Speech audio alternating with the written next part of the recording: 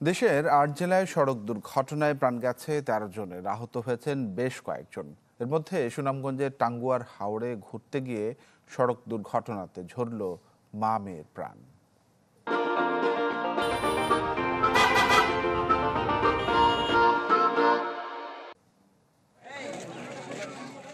সুনামগঞ্জের টাঙ্গুয়ার হাওড়ে ঘুরতে গিয়ে সড়ক দুর্ঘটনায় ঝরল মা মেয়ের প্রাণ।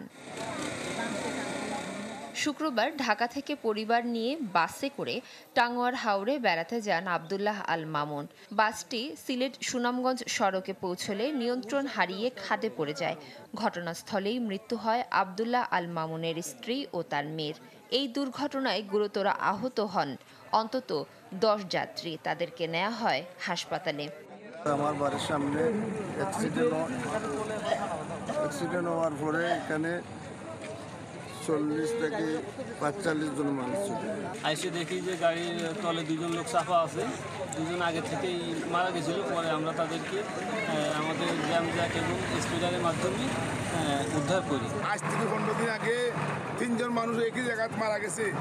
আজকে ঢাকায় বাস অ্যাক্সিডেন্টে ২ জন মানুষ জায়গায় মারা গেছে।